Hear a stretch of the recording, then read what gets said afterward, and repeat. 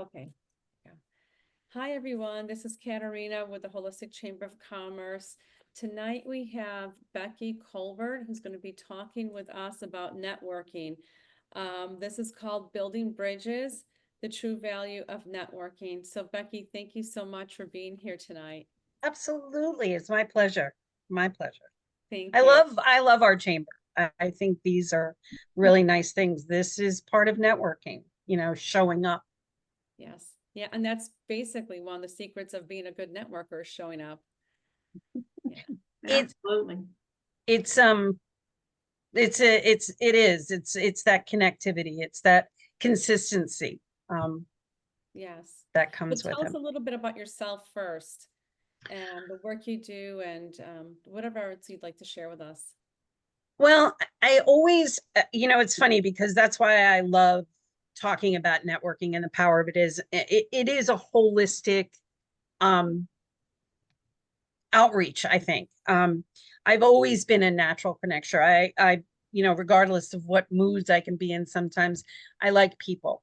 I'm fascinated with personality types. I am somebody who could sit in a place and watch people all day. So meeting new people, finding out what they do, what makes them tick, is what I've always done. I worked in hospitality. I've always been in customer service all my life. So it's understanding and relationships.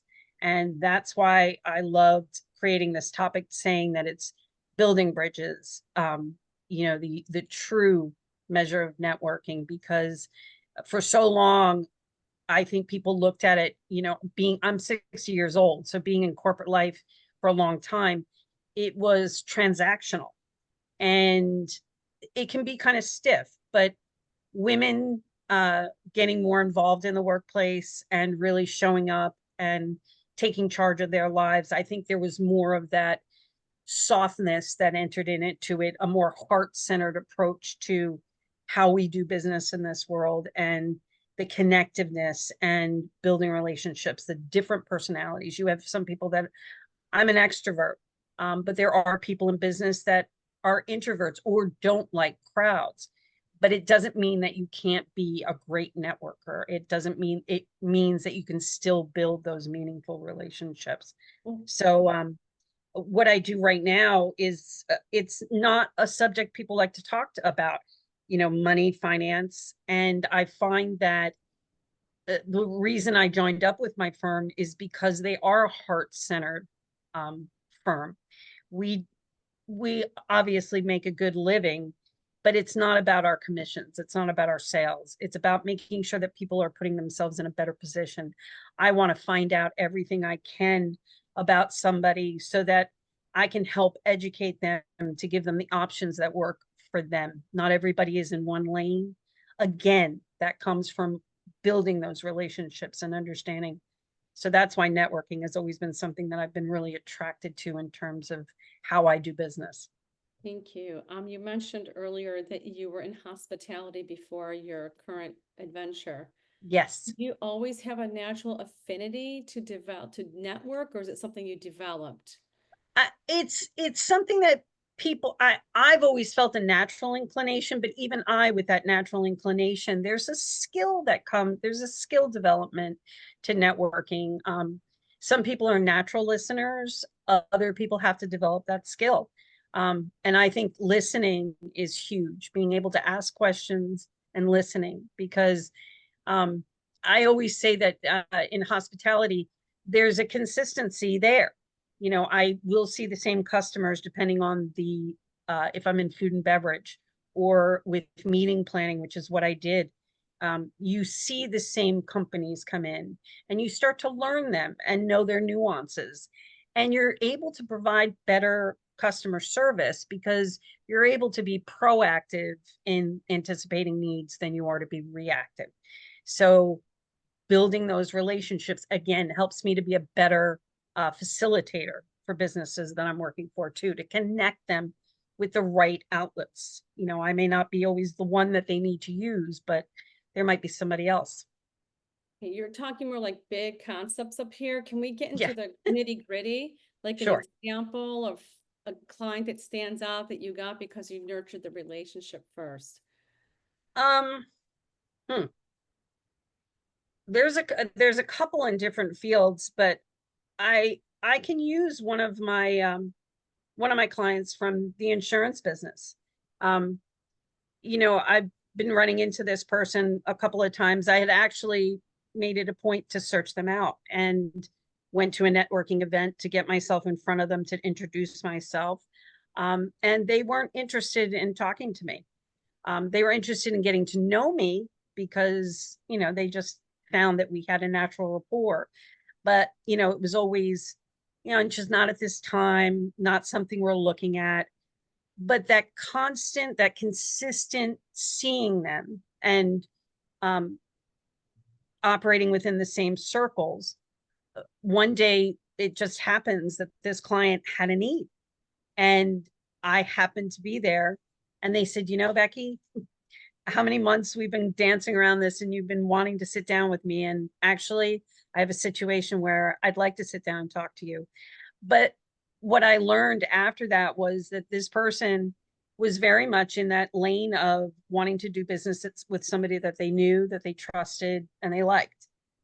And those three things are very specific to what networking does for you. I think if I hadn't made it a point to make sure that I always reached out, because networking isn't just about seeing people, that constant connection, that consistency of if you're not seeing them at an event, sending that text, happy birthday, anniversary, because you're getting to know somebody.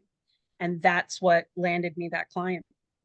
Awesome. That's really cool. And it took consistency and Yeah. knowing what that person was going to be and not stalking them, right? Right.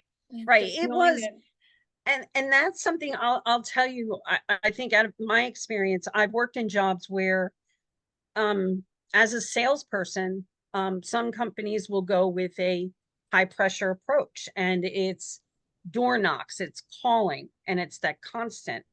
And you see how people are completely turned off about that because um, they don't want to be.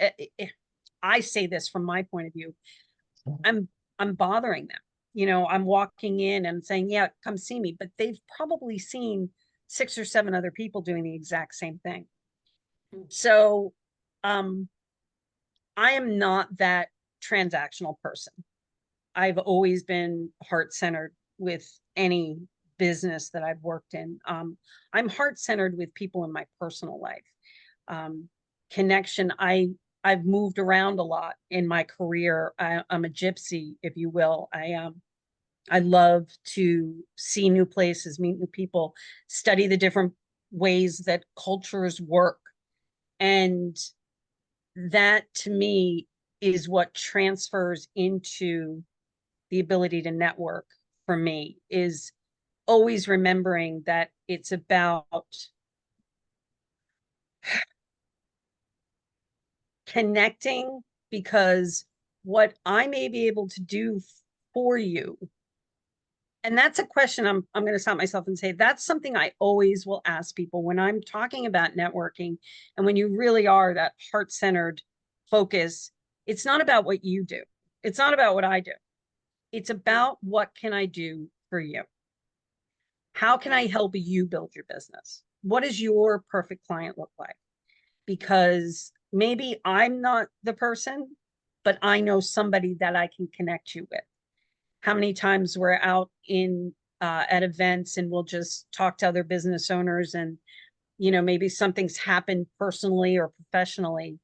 And a good example is one of our energy workers with the Holistic Chamber going through a family situation where they're um, caring for an illness, a parent that has an illness. And they're searching to figure out what to do because it's not something they know what to do. I know somebody that works in elder care and directing people. So I've introduced them and let them figure out how they can help each other. So it's not just about the networking we do for our own businesses, it's really when you start putting out that energy that you want to help other people connect, that you want to help other people network, that you want to help other people build their businesses. That's where the power of that comes. And I believe wholeheartedly in that energy, the positivity of the energy that you put out there. When you do that, it comes back to It actually reminds me of when I introduced you to that person who wants to do the podcast with you. you. Hmm. I could have easily stepped up and said, hey, take me, but it wasn't, I didn't know that that wasn't my skill set, but I knew somebody who it is their skill set, and it was a great Exactly. connection. You And know, Madison is talk and lovely. stuff. I just really enjoyed speaking with her, and I'm looking forward to having her on the podcast. I'm actually looking forward to seeing her within the chamber too. So, Yeah, she keeps expressing interest, so I got to get her over there. hmm. So how do you get, I'm an introvert, and if I Hmm. walked into a big meeting, there's 100 people, I'm gonna get nervous. You know, what do you suggest to help us introverts walk into a room with confidence and just start working the room? Where do you start? Um, so the very first time that I networked, and I'll use this here in Bluffton because I just moved down full time 3 years ago, and I started a new business, and I went to a Savannah Chamber of Commerce meeting, and I made sure that I went with people from my firm. But the minute we got in the room, they scattered, and I was kind of left to my own devices. And I was very nervous. And I'm typically somebody that doesn't have a problem with that. So nervousness is not just for the introverts. Everybody gets that way. What I do is I'll kind of look around the room, do a walk around, and I'll look to see if anybody else is standing by themselves. Or if you feel that pull to somebody, there's a gravitation. But what I remember to do is to take a deep breath, really, almost like you do before you go into a meditative process, is to take that deep breath and remember as you're holding it in that everybody in that room is there to do business Mhm. and that you are no different from them. And while it's tough to walk up to people and interject yourself into a conversation, what I'll do is if I'm still feeling awkward, I'll go get something to drink and get something to eat and find a spot that may one or two people are standing at a table or standing in a situation. And you can just kind of say, this is my first event here in Savannah. I'm brand new, Mhm. and watch and see the response. It's tough because it's hard for me to say, um, I'm not an introvert, but I do get nervous. And I think it's the same thing. It's just realizing that you are not alone ever. You are not the only one feeling the way you're feeling. And knowing that there are other people, even though they might not say it, I think there's a lot of power in that positive self-talk, and really understanding that this is, if it's your first time and you don't talk to anybody, that's fine. And if you're feeling that nervous and uncomfortable, stay a couple of minutes, do a walk around the room, leave, but know and celebrate the fact that you did it, that you tried it, because the next time you do it, it's not going to be that hard. That's really the only advice that I could give. I like that. What Barry just dropped a comment. Yeah. Saying he was on a call yesterday, a presentation on fall in love with sales. And one of the speakers made a comment that introverts can be great at networking and sales because they listen better than extroverts.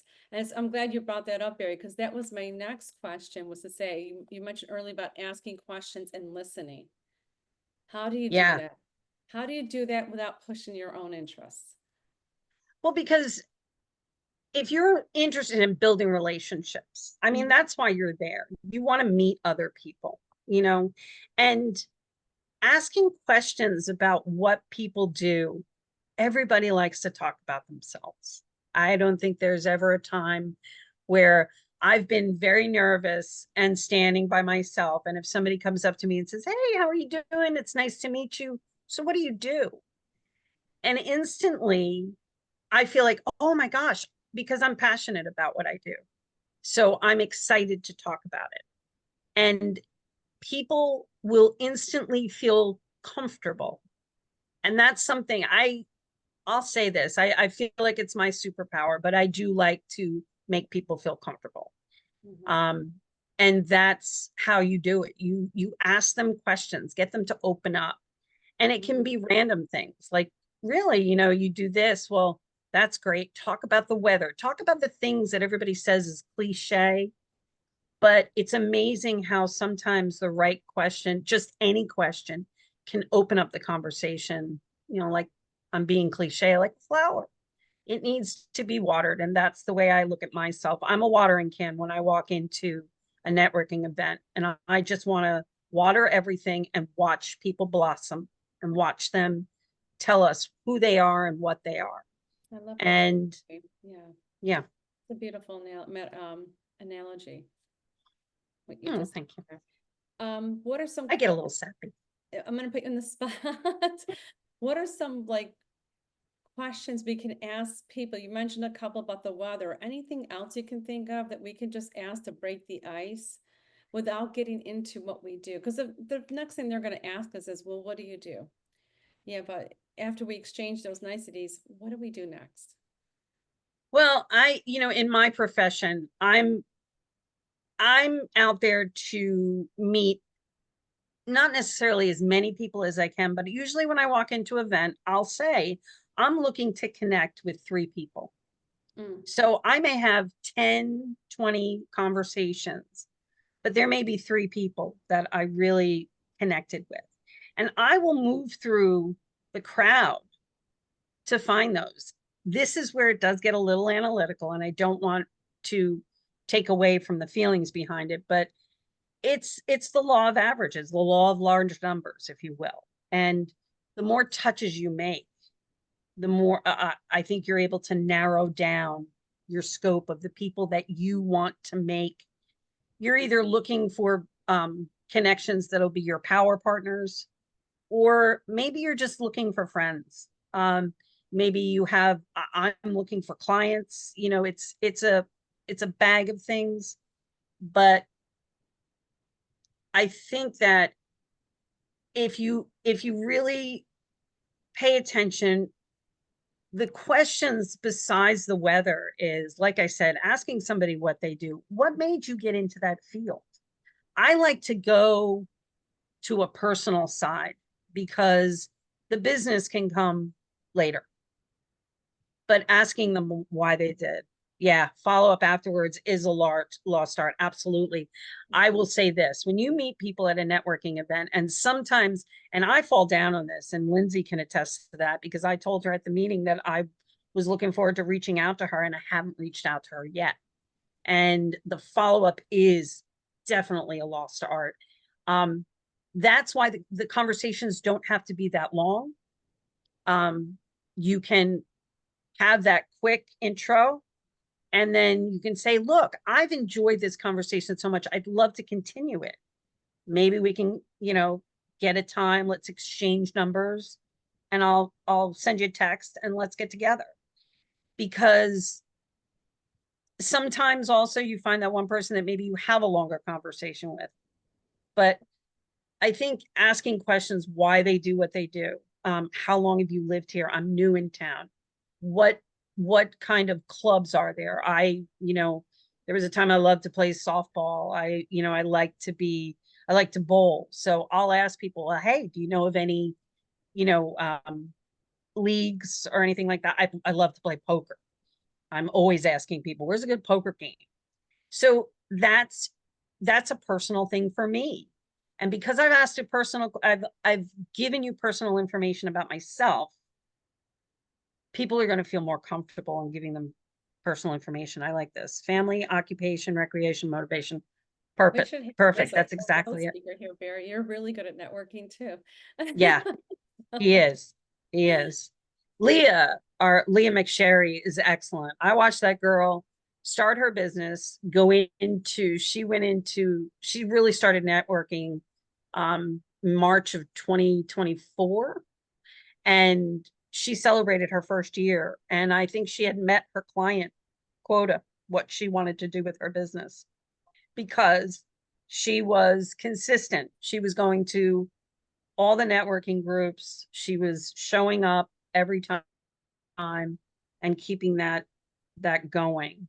The message If I fresh. can interject here, yeah, that's the other thing with networking that I do want to mention, that for me, I had been to quite a few, and I'm all about, you try as many as you want, because most networking groups give you 1 to 2 free passes, if you will. And you have to find the networking groups that really feel good to you. And I can say that's why the Holistic Chamber is such a big deal for me, because for me, it is about the personal connections. I get the good energy, the good vibes, however we want to catchphrase that, but it's the truth. So it's not about how many networking groups you go to. It's about finding the ones where you feel comfortable, you feel good. I mean, business tells you that you always want to put yourself in an uncomfortable position to stretch, to get better. So that's why networking is such a great place to start, I think, because it is uncomfortable. I don't think there's anybody that will tell you that networking is easy. It's not. But by taking yourself out of the comfort zone, putting yourself into that uncomfortable situation, you are stretching yourself and you are pushing yourself to do things that you hadn't done the day before. And it's hard to go back after you do that, you know? Exactly. Exactly. And then, and Karen, anybody who's in, natural eating, like Karen with a health coach, consistency, 3 weeks, anything you want to do to make a habit, healthy habit, 3 weeks. And that's why I'm not a fan of the financial side of BNI, because I think they took a great idea and they've made it into a money making, but the premise is great. They connect people, one per field, and they consistently meet every week. And every week they have a specific format they follow, and everybody stands up and talks. And they're looking for their power couple. And I like that, because it's showing up and they hold you accountable for it. So I think that's a key to it all.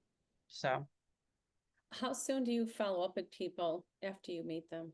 What's I give myself a 24-hour rule, which unfortunately am not the greatest at yet.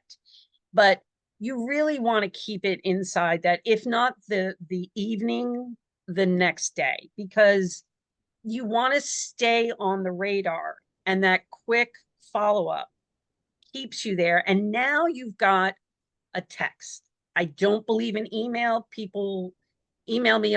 Everyone here could tell you how bad I am at emailing, because it's just not, I don't want to be locked into a screen. I think texting is something that originally I didn't like, but I do love it now, because it allows you to put something out there, but let people have the freedom to get back to you when they're able to. You're not disrupting their day as much. But the minute you send a text, now you're in somebody's phone. Yeah. And that's easier to reconnect with. So Excellent. I think it's very important in the first 24 hours that you reach out. Barry, by the way, I like your ideas here about what to ask people. You ask about their family, occupation, recreation, but I really like motivation. What motivates you to do what you do? I think that's a great question. That really opens up a big topic, you know? So It thank you is. for sharing that. Thank you. And then I saw the one that has dreams on it instead. Yeah, very nice. And those were all the questions. Oh, how do you stand out in a crowd? Do you want to stand out in a crowd? I'm going to say this. I think that goes more into a personal branding thing. And I always tell people, when you're talking about personal brand or what you do, and I just realized this the other day. So not only am I a financial person, but I financial professional, but I'm also a pet sitter. And it's easier for me to talk about pet sitting than it is about finance because you mentioned pets and everybody wants to have a conversation.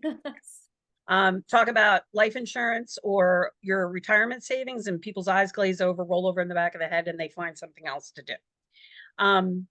So I'm comfortable talking about pet sitting. So it's uncomfortable for me to have that conversation sometimes about finance because I don't like to turn people off. So, I've got a question though for you. When mhm. when is it time to make your ask? You know what I mean? Is there a timing to that? The ask is the first ask is a very simple one to have the conversation. And that's the way I've always approached any business. It's, I just want to continue the conversation. I'd like to sit down with you and hear more about what you do. Mhm. And once you, once I set that up, I'll usually take a couple of minutes of a conversation. And by then, I've kind of assessed, which may not be the right thing because that's where I get into trouble. I make the decisions for people, and that's not the right way to do it. So I say you make the ask, either asking at the networking. You know what? I'd love to sit down with you. Maybe they've asked you what you did, and that's when you have that conversation. That so in other words, we're talking at a networking event and somebody says to me, "So what is it that you do?" And I say, "Well, actually," and I like to tailor it. I don't like to just say I'm a financial professional. And here I am telling you, but I'll say to them, you know, I actually work with a lot of small businesses like yours in helping them work on reducing tax liability, tax deferment, living benefits. And when I say things like that, sometimes I'll get the sideways look and go, huh. And then I'll say, well, look, in order to like respect your time so that you can go out and meet some more people, I'd like to set up an appointment with you so I can sit down with you and see how I can be a resource to you. How can I help you with your business? That's the way I do my ask. I find that when I'm focusing on what I can do for somebody, how I can help them with their business, it makes the ask a whole lot easier. And what about making it like a situation where instead of making an appointment like at your office, how about for coffee or for tea or something Absolutely. like that? Okay. There are a lot of days I have coffee. I'll be honest with you, these days with everybody's busy schedules, I love Zoom calls. Love it because it's easier for people. Mm-hmm. Um, it's easier for people with time crunches. Maybe they've been running around and they've only got 15 minutes, but with travel and everything. But the other truth is that there are some personalities I think that feel more comfortable having that conversation. And this isn't a bad thing, but behind that screen, there's a safety level there for some people. And again, it's about making somebody comfortable.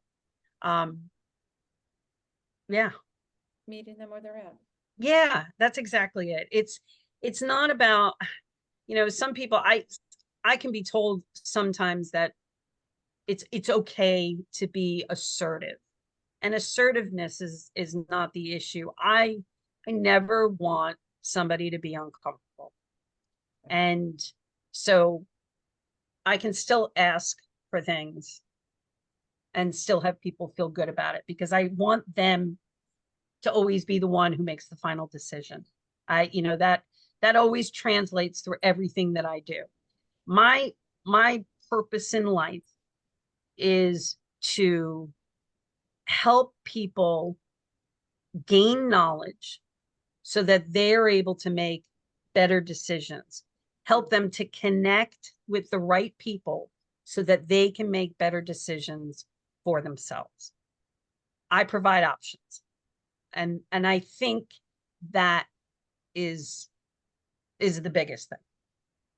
Thank you. Yeah. We've gone through a lot of questions here. I'm just gonna open it up. Does anybody have any questions of Becky or any comments they'd like to add? I'd have to say that my very favorite thing to do is if I can get them to make a one-on-one with me. I love sitting down with people in person. I mean, I hear what you're saying, Becky, about the safety of Zoom, but the real connection comes when people sit with each other and face to face over coffee and they're relaxed, and that's my favorite. And I really I want to know about them personally. I want to know about them professionally. I want to be able to share who I am and let it go where it's going to go, even if there's no ultimate transaction between us or something. It's just knowing that you've made another friend, another person that you can now refer to somebody else, like you were saying earlier, Becky, about connecting people with other people. I think I have that same art in me where I just love to connect people and connect resources, and doesn't matter if I benefit, so I think that's big. And It's that's huge. what I do in my law business. If somebody reaches out to me and they have a question, I'll have them schedule an appointment to talk with me, even though I know I can't help them. I want to put them on the path with somebody who can. Yeah, And Exactly. that to me buys me some trust in the future, absolutely. Yeah, so I totally get what you're saying, Karen. And I agree, face to face is easier, but 99% of my clients are on Zoom. See, well, and it's interesting because just the other day now, I've been kind of cruising around looking, because in my business, I'm fascinated with Medicare. And living here in Sun City in a retirement community, I always see a lot of questions, and I always see where people aren't getting the help they need. So I've been kind of tracking a couple of Medicare advisors on Facebook, and I had been seeing this one kept popping up, and I took a look at their website, and they seem to follow along my way of thinking or my way of approach to customer clients. And so I reached out, but they're located up in right outside of Charleston. So a Zoom was really the most beneficial. The reason I like having Zoom in the repertoire is because it doesn't, then the limit of when you can meet is expanded. So that's why I say I do like in person. I probably have more coffee than the normal person needs to because of all the coffee dates I set up. But yeah. And my weight shows how many lunches I like to breakfast. Breakfast is my favorite. I love breakfast. So. Barry, I know you're really good at this too. Is there anything you want to add? Because you're consistent, you're always out there, you're always getting your message out there. It's fascinating to watch you work it. To me, it's something that it came with time. When I first started networking, I mean, it was decades ago. And it was when I was in engineering, and we had started our own company, and there were 3 owners and 3 employees, and we had 1 client. And we knew we had to have more than 1 client. And I'd never done anything like this before. And, I just had to, build up your courage. And I joined a couple professional organizations. It wasn't, like networking to network. It was an engineering organization or an architect organization. And I would go to luncheons or dinners with the goal of meeting 1 new person. That's where I started.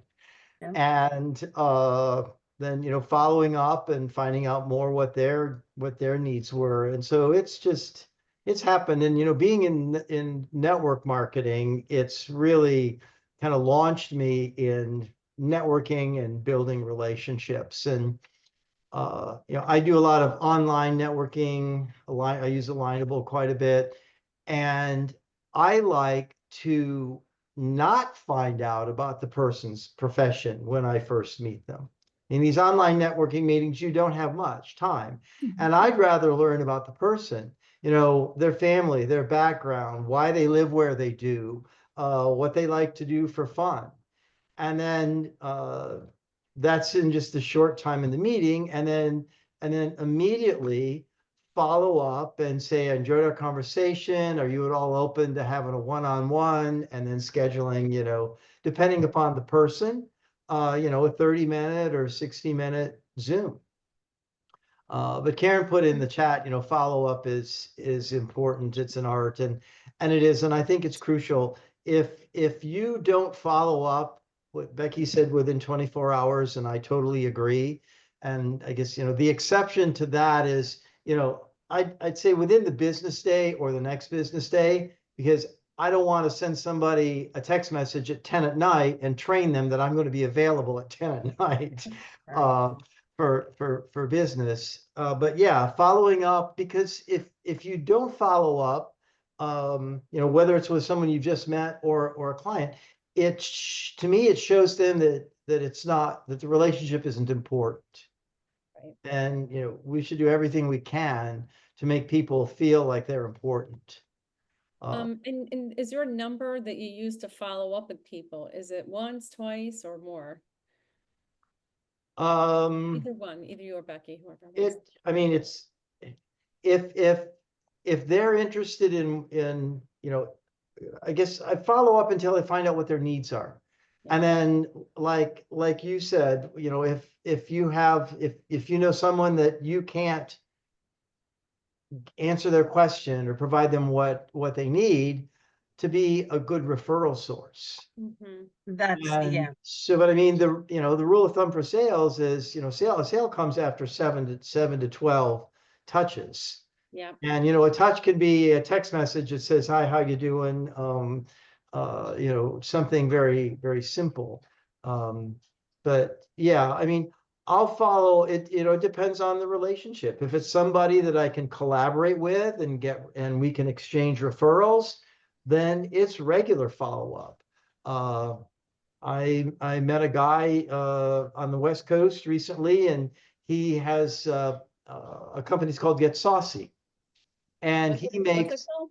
Get Saucy. Oh, Get He Saucy. makes Okay, good. healthy sauces, like spaghetti sauce. It doesn't have sugar or chemicals in it, or actually even tomatoes. And like Indian and Thai stir fry. And he and I haven't figured it all out yet, but we're referring and we're working on how can we collaborate and help each other in our business. So it all depends. And you're going to meet people. If I meet someone and all they do is give me a pitch, I'm sorry, I don't give people many chances if they pitch right from the start. That Right. tells me a lot about their personalities. Yeah, that's happened to Yeah. me. You can be excited about what you have to offer and let people know what you do without pitching, Yeah. without making the sale. I was on a call. I met a guy last week on a networking meeting. He's in Lahore, Pakistan, and he does LinkedIn work. And he just kept asking me, how can we, what can we do to move this forward? And he kind of phrased it in, how can I help you? But he was trying to sell me a $3,600 3-month contract to work on LinkedIn. Wow. And you know what? When we got off that call, he didn't know one thing about me or really what my business was. And so, if the initial contact is like that, then there's no reason for me to follow up. So yeah. Very nice. I like that. I think it brings up a good point what you just said too, Barry, to toggle off of that. Word of mouth marketing was a group that I worked with during my meeting days.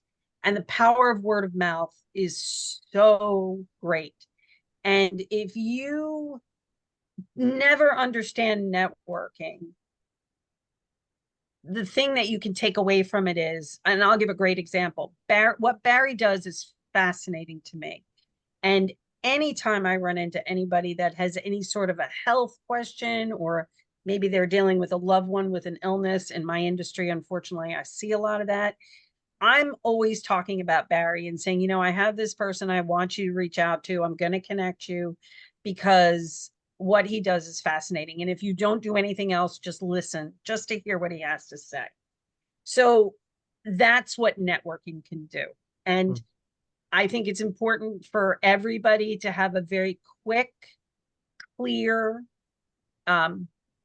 one sentence tagline for themselves, because it's not about what people think about you in front of you, but it's about what they say about you when you're not in the room. Mm-hmm. And that's a strong thing. These are the things that I always keep in my head when I go to networking events, because yes, it's about me. I am looking for business, but again, it's putting it out there that if I leave and I meet people, if we're not a business match, I still want to be able to pump that person up and help them to find clients. So Well, and that's the other thing. It may not be a business match, but it could just be a friendship match. exactly. Exactly. And Yeah. the other thing is when I meet people, maybe they aren't going to be a customer or a client, but who do they know that could be? And so there's value in continuing a relationship there because of who they are and who they might know. You know, it's interesting you just said that, because I listened to I went to a meeting, and this woman who's in PR was talking to us about personal branding and building up your network. And one of the things that she said is that a lot of people don't realize that you are one conversation, one person, one meeting, one chance encounter away from living a completely different life. Ab- Absolutely, absolutely. And Becky said something um, uh, about your branding and your messaging and being clear. Uh, not only clear, not only have clarity in what you say, but be consistent across all your platforms in what you say. Because if you talk about what you do or how you can help people in different ways, or you think, oh, well, this person has this need, so I'll talk about it this way. And this person has another need, so I'll talk about it this way. And they're all spokes in your umbrella brand. But then you confuse people. And there's no clarity there. So you have to create clarity by being consistent in your messaging across the board, whether it's a conversation with people or an email or a text or social media or your marketing information. It needs to be consistent. Thank you for sharing that too. Lindsay or Victoria, I don't know if you had any questions, if you have any thoughts about what you heard tonight. Yeah, I had a few things that I wanted to say. Please I do. wanted to say, number one, from what you guys were talking about earlier with the introvert extrovert kind of thing, I'm a little bit of both. When it comes to like the professional hat, I'll talk to anyone, and then in my personal life, like I hide in the corner and can't talk to anybody. So, but I think what makes like networking good is, especially if you're passionate about what you do, you kind of feel like you're on like a high and almost like powerful. And as long as you lead the conversation of who you're speaking with passion and heart and knowledge, it can go a long way, whether it turns out to be just a friend or a colleague or a customer. At least you leave an impression on one side or the other. Very nice. That's how I met Victoria. I have to tell this story actually. I was still kind of trying to I was doing cold calling, but it wasn't cold calling for me. I had joined a certain Facebook group, and I had put out there that I was looking to meet people and do one-on-ones, and Victoria actually commented.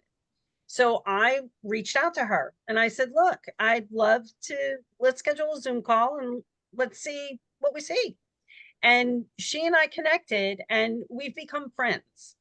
And if there's nothing else, this friendship it's special to me, and I'm very thankful for that. So that's what putting yourself out there will do. It's instead of the law of averages, law of large numbers, then I say it's the laws of attraction.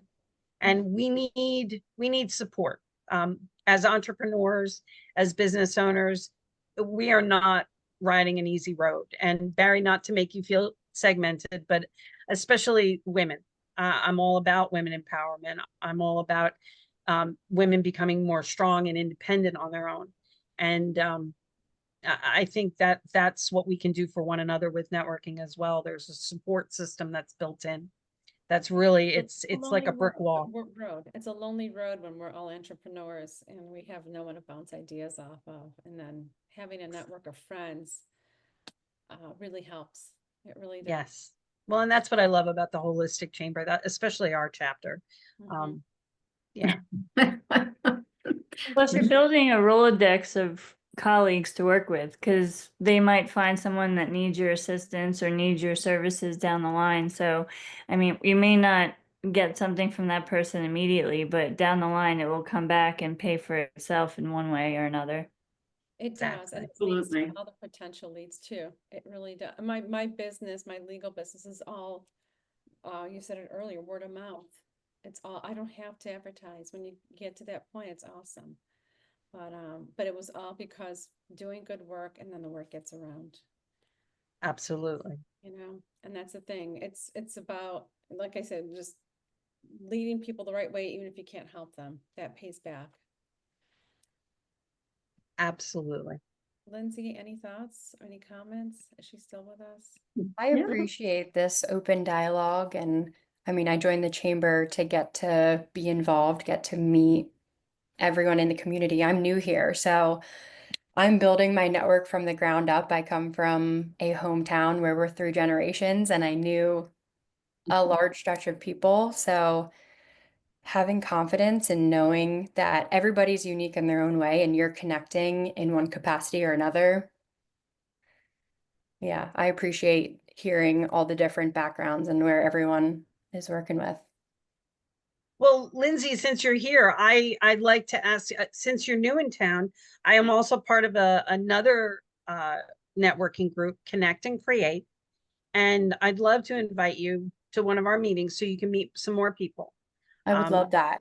And good. like Karen said, Zoom is so easy nowadays. I absolutely love having a place that I get to facilitate a connection with somebody. So Becky, I look forward to meeting you and I hope you come into the studio. But Karen and I had a salt session and we connected, and Barry's gonna come in. So that's Good. yeah, I'm always Thank you, me open too. to, yes, Katarina, please come in. Victoria, please come in. Would love to have you in for a salt session to connect. I love it. Well, Love it. I'm going to take you up on that for sure. I do, want to get please down there do. and see it. Good. And we might even have bigger plans on the horizon, right? I like that. Yeah, I mean, I don't know how it might work to be able to do a member meeting there, or not a member meeting, but a chapter meeting there because of the whole going over the bridge in the morning thing, but maybe something in an evening or something early after, late afternoon. I would love to. Yeah, that would be great to have something there. And Karen, this is a good time to mention the Margaritaville, that they're always looking for. Yes, the People. speakers, you mean, Yeah, for speakers. Margaritaville. So my understanding is they're not booking. they are now booking into August. I had told everybody at the meeting it was July. Now, I mean, that's how fast Margaritaville is, popular with their speakers. But they have people attending events where we can speak and educate and promote at the end. And she did say depending on what they were promoting. So I guess we have to run that by Erin. But Erin said it would not probably be a problem for us to be able to, promote whatever we need to promote services or products.